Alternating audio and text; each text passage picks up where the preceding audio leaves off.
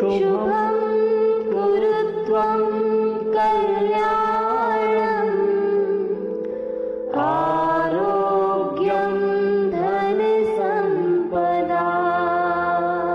नमस्कार दोस्तों, शून्य से शिखर तक ज्योतिष ज्ञान की इस परिचर्चा में मैं राजेश कुमार पुरी आप सभी का हार्दिक अभिनंदन करता हूं। ज्योतिष शास्त्र को पढ़ने की श्रृंखला में हमने 9 नक्षत्रों को पूर्ण किया है और साथ ही साथ हमने 3 राशियों को भी पूर्ण रूप से विस्तारित रूप से पढ़ लिया है।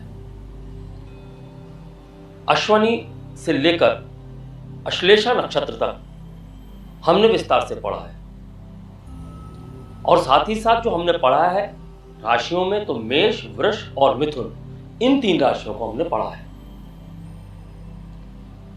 इन सभी विषयों के जो वीडियोस हैं वह आप आई बटन में क्लिक करके देख सकते हैं।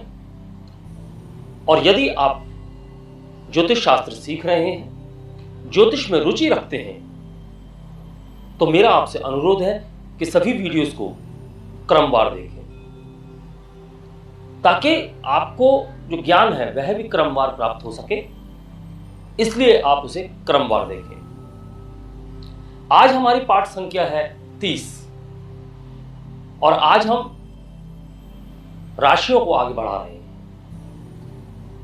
जैसे कि हमने पिछली राशि मिथुन पढ़ी थी, आज हम पढ़ रहे हैं कर्क राशि। इससे पहले कि मैं विषय को प्रारंभ करूं, हमेशा की तरह आपसे कहना चाहूंगा कि यदि आपने चैनल सब्सक्राइब नहीं किया है तो चैनल को सब्सक्राइब करके बेल आइकॉन का बटन दबा दें ताकि आने वाले वीडियोस आपको समय से प्राप्त हो सके। और मेरा वादा है आपसे कि ज्ञान आप तक पहुंचाने में मैं कहीं कोई कमी नहीं छोड़ूंगा और जितना बारीकी से मैं ज्ञान दे सका उतना बारीकी से देने की कोशिश भी करूंगा। विषय प्रारंभ करने से पहले एक बात और, यदि विषय में आपको कहीं भी कोई भी शंका उत्पन्न होती है या आपको कहीं ऐसा लगता है कि कोई चीज मैं समझा पाने में असमर्थ रहा हो, तो आप संपर्क के किसी भी माध्यम से Instagram, Facebook, WhatsApp, comment box, किसी भी माध्यम से हमसे संपर्क स्थापित कर सकते हैं और अपना प्रश्न निसंकोच हमारे सामने रख सकते हैं। आपके प्रश्न का उत्तर निःशुल्क दिया जाएगा। शुल्क सिर्फ कुंडली विश्लेषण का होगा और जिस ज्ञान की हम यहां चर्चा कर रहे हैं उस ज्ञान से संबंधित यदि आपका प्रश्न है तो उसका कोई भी शुल्क हम आपसे नहीं लेते हैं। चलिए विषय प्रारंभ करते हैं। हमारा विषय है कर्क राशि। कर्क राशि जो कि ब्रह्मांड में 90 डिग्री से लेकर 120 डिग्री तक विस्तारित है। इसके अंतर्गत जो नक्षत्र आते हैं वह है पुनर्वसु का चौथा चरण, पुष्य और अश्लेषा नक्षत्र के सभी 4 चरण। पुनर्वसु नक्षत्र का स्वामी गुरु, पुष्य नक्षत्र का स्वामी शनि और अश्लेषा के स्वामी बुध। यहां अश्लेषा नक्षत्र मूल का नक्षत्र भी है और इन सभी नक्षत्रों के जो चरण हैं, कुल चरणों की संख्या एक राशि में 9 होती है, तो यहां 9 नवांशों की ऊर्जा भी राशि को प्राप्त होती है। अब हम जब पढ़ रहे हैं कर्क राशि, तो कर्क राशि का पहले तो वर्ण की बात करते हैं, तो वर्ण है क्षत्रिय। अगर इसके लिंग की बात करें तो स्त्रीलिंग है। स्त्रीलिंग का मतलब है सौम्य राशि है, क्योंकि जैसे पुल्लिंग का मतलब होता है क्रूर राशि, यहां स्त्रीलिंग का मतलब है सौम्य राशि और जितनी भी सम राशियां होती हैं वह स्त्रीलिंग कहलाती है। अगर दिशा की बात करें तो उत्तर दिशा से जुड़ी हुई यह राशि है, सतोगुणी है, जल तत्व से संबंधित है और कफ प्रकृति की राशि है। इसका प्रतीक चिन्ह है केकड़ा। केकड़ा जो कि एक जलचर प्राणी है, तो राशि को भी जलचर में रखा गया है, जलचर श्रेणी में रखा गया है। केकड़ा एक बहुपद प्राणी है, इसलिए राशि को भी बहुपद की श्रेणी में रखा गया है। केकड़ा एक जानवर है, एक कीट है और जब हम उदय की बात करते हैं तो यह पृष्ठोदयी है। तो पृष्ठोदयी होने का मतलब जब हम किसी प्रश्न लग्न को बनाएंगे और प्रश्न लग्न में यदि कर्क राशि आती है तो यह पृष्ठोदयी राशि आने के कारण वह प्रश्न नकारात्मक उत्तर में प्राप्त होगा, वहां संशय रहेगा। और चूंकि बहुपद राशि है इसलिए हम यहां कई प्रकार की बातें समझ सकते हैं। तो जैसा हमने समझा गुण तत्व प्रकृति, अगर हम इसके स्वभाव की बात करें तो चर स्वभाव है, तो मानसिक रूप से अस्थिर राशि है। अगर इसके पहले चरण की बात करें यानी कि पुनर्वसु का चौथा चरण, तो वहां गुरु की ऊर्जा प्राप्त होती है, चंद्र के साथ गुरु। जब चंद्र के साथ गुरु प्राप्त होता है तो व्यवहारिक होते हैं, ज्ञानी होते हैं और अक्सर ज्योतिषीय कार्यों में लिप्त होने वाले जातक होते हैं अगर वह कर्क राशि में जन्मे हैं। हम चरणों से समझने की बात करेंगे तो साथ साथ हम प्रत्येक पद को संक्षेप में यहां समझते हैं, क्योंकि हमको यहां राशि समझनी है। और जब हम राशि को पूर्ण रूप से समझते हैं तो इस राशि में जन्मे हुए जातक श्रेष्ठ होते हैं, बुद्धिमान होते हैं। और चूंकि जल की राशि है तो जल में क्रीड़ा करने वाले होते हैं, स्विमर्स हो सकते हैं, शानो शौकत से रहने वाले होते हैं, असाधारण प्रतिभा के धनी होते हैं, कल्पनाशील होते हैं, अहंकारी होते हैं। चूंकि कर्क को जल तत्व मिला हुआ है, इसका प्रतीक चिन्ह जलचर है, तो इस राशि में जन्मे हुए जातक मुख्य रूप से जल से संबंधित कार्यों में लिप्त हो सकते हैं। जल से संबंधित कार्य, या अगर पुष्य नक्षत्र के मध्य में जन्म है तो दुग्ध से संबंधित कार्य भी हो सकते हैं। जब हम पुष्य नक्षत्र की बात करते हैं, पुष्य नक्षत्र के अगर प्रथम चरण की बात करें तो यहां शनि की ऊर्जा होती है, सूर्य के साथ होती है,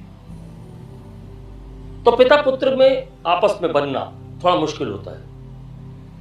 जातक अक्सर पिता के द्वारा किए जाने वाले कार्य को छोटा समझता है या करता नहीं है, या उसमें उसे स्वतंत्रता महसूस नहीं होती है। वह स्वयं के द्वारा किए जाने वाले कार्य ही पसंद करता है, इसलिए पिता के साथ में वह कोई भी कार्य या पुश्तैनी कोई भी कार्य करने में जातक को कहीं ना कहीं असुविधा महसूस होती है। अगर पुष्य नक्षत्र के शनि की ऊर्जा की बात करें तो शनि की ऊर्जा चंद्र के साथ कहीं ना कहीं नकारात्मकता उत्पन्न करती है और भावुकता में कहीं ना कहीं कमी महसूस होती है, या यूं कह सकते हैं कि चित्त चंचल होता है, चित्त वाचाल होता है, या चित्त विचलित होता है। अगर हम प्रतीक चिन्ह की बात करें तो केकड़ा एक ऐसा जीव है जो कि यदि किसी वस्तु या जीव को अपने दो पंजों में पकड़ ले तो उस वस्तु या जीव को उसके पंजों से छुड़ाना अत्यंत ही मुश्किल है। चाहे इसके बाद केकड़े के दोनों पंजे ही क्यों ना टूट जाएं, तब तक वह उस वस्तु या जीव को नहीं छोड़ता है।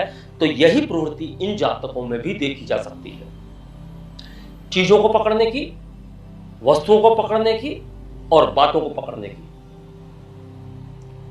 यानी ये लंबे समय तक अपनी बातों को भूल नहीं सकते हैं, अपने साथ हुए कार्यों को भूल नहीं सकते हैं, अपने साथ हुए व्यवहार को भूल नहीं सकते।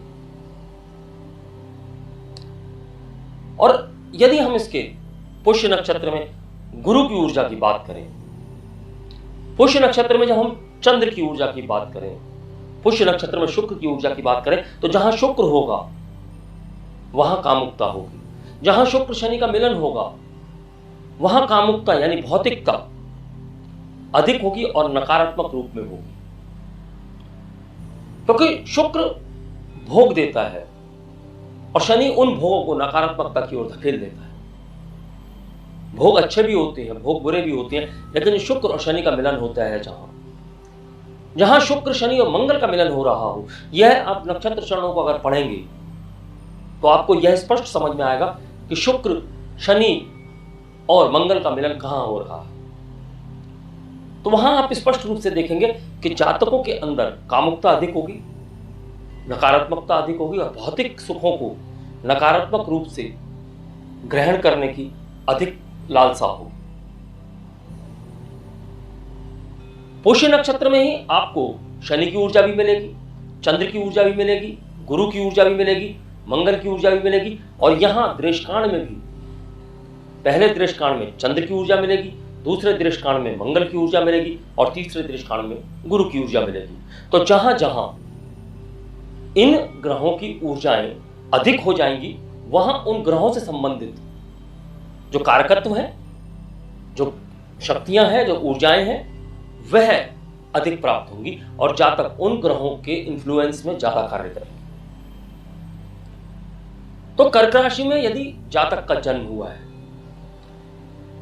तो जातक योजनाकार हो सकते हैं, होशियार होते हैं, बुद्धिमान होते हैं, कहीं कहीं भावनाएं ना के बराबर होती हैं, धन जायदाद इन सब चीजों के मालिक हो सकते हैं।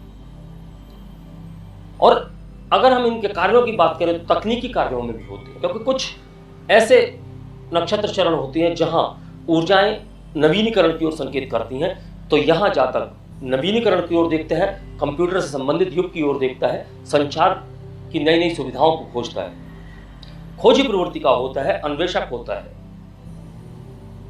तो ऐसे जातक लेखक भी हो सकते हैं, खोजी प्रवृत्ति के होने के कारण सीक्रेट सर्विसेज में कार्य करने वाले हो सकते हैं, माइंस में काम करने वाले हो सकते हैं, खदानों में माइंस में काम करते हैं, पुरातत्व विभागों में काम करने वाले हो सकते हैं। तो यहां कर्क राशि की ऊर्जा में चूंकि चंद्र की राशि है, मन की राशि है, तो जब ग्रहों की ऊर्जाएं चंद्र के साथ काम करती हैं तो चंद्र को अधिक प्रभावित करती हैं, क्योंकि सबसे ज्यादा प्रभावित होने वाला ग्रह चंद्र ही है।